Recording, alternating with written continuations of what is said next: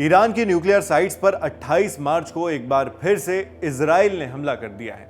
जंग के 29वें दिन ये अपडेट आई है। ईरान के एटॉमिक एनर्जी ऑर्गेनाइजेशन ने बताया है कि उनके बुशहर न्यूक्लियर पावर प्लांट के पास आकर एक प्रोजेक्टाइल गिरा। ईरानी न्यूज एजेंसी तस्नीम की रिपोर्ट के मुताबिक ये अमेरिका और इजराइल की तरफ से तीसरा हमला है। ऑर्गेनाइजेशन ने कहा कि आज रात हुए इस हमले में कोई जान माल, आर्थिक या तकनीकी नुकसान नहीं हुआ है। एटॉमिक एनर्जी ऑर्गेनाइजेशन ने यह भी कहा है कि शांतिपूर्ण परमाणु फैसिलिटीज को निशाना बनाना अंतरराष्ट्रीय नियमों और कमिटमेंट्स का साफ साफ उल्लंघन है, जो इन सेंटर्स को सैन्य हमलों से सुरक्षा देते हैं। आगे संगठन ने चेतावनी दी कि इससे क्षेत्र की सिक्योरिटी और सुरक्षित माहौल को गंभीर खतरा हो सकता है। ईरान का ये न्यूक्लियर पावर प्लांट खाड़ी के किनारे बसे बुशहर शहर के पास है। इसी से उसे अपना नाम मिलता है। बुशहर पावर प्लांट पर यह हमला उस चेतावनी के एक दिन बाद हुआ जो यूएन की परमाणु निगरानी एजेंसी IAEA यानी इंटरनेशनल एटॉमिक एनर्जी एजेंसी ने दी थी।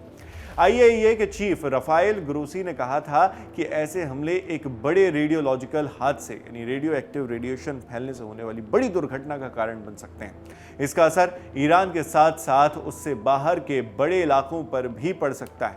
IAEA ने कहा कि ईरान ने उसे इस हमले की जानकारी दी है और ये 10 दिनों में तीसरी ऐसी घटना है। एजेंसी ने एक्स पर अपने ऑफिशियल अकाउंट से लिखा, ऑपरेटिंग रिएक्टर को कोई नुकसान नहीं हुआ है, न ही कोई रेडिएशन रिलीज हुई है और प्लांट की स्थिति सामान्य है, जैसा कि ईरान ने बताया। IAEA आगे कहता है, DG रफाएल एम ग्रोसी ने फिर से न्यूक्लियर पावर प्लांट के आसपास सैन्य गतिविधियों की रिपोर्ट्स पर गहरी चिंता जताई है।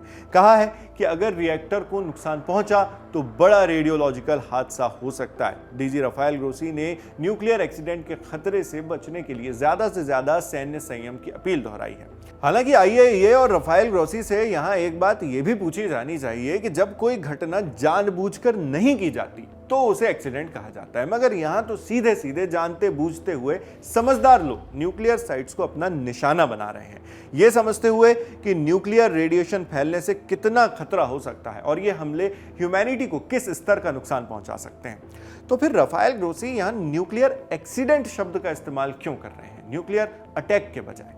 वो भी इजराइल का ऐसा हमला जब उनके सहयोगी और अमेरिका के राष्ट्रपति डोनाल्ड ट्रंप की बात भी खोखली साबित कर दी गई, क्योंकि यह इजरायली हमला ट्रंप के उस बयान के बाद हुआ है जिसमें डोनाल्ड ट्रंप ने कहा था कि अमेरिका 6 अप्रैल तक ईरान के ऊर्जा ठिकानों पर हमले नहीं करेगा।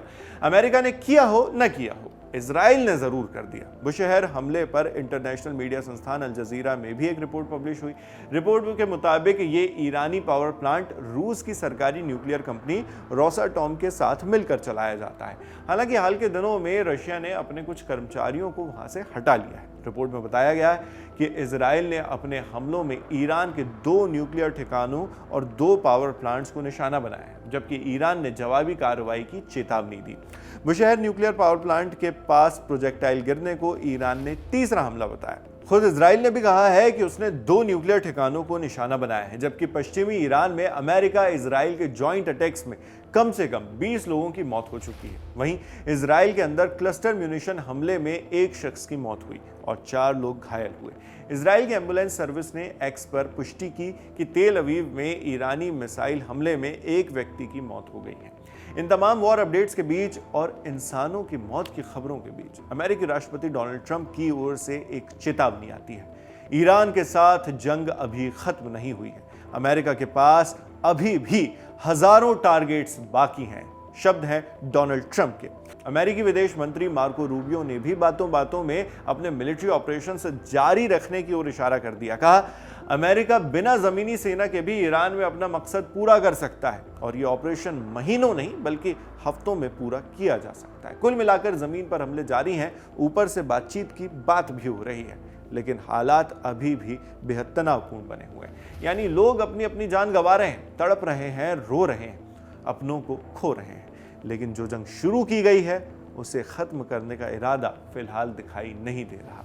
ऐसे में जंग से जुड़ी जो भी बड़ी अपडेट्स आगे भी आते रहेंगे वो भी हम आप तक इसी तरह पहुंचाते रहेंगे। आप इस पूरी खबर पर क्या सोचते हैं हमें कमेंट बॉक्स में लिखकर जरूर बताएं। मैं हूं शेख नावेद, कैमरा पर दानिश है, देखते रहिए लल्लन टॉप।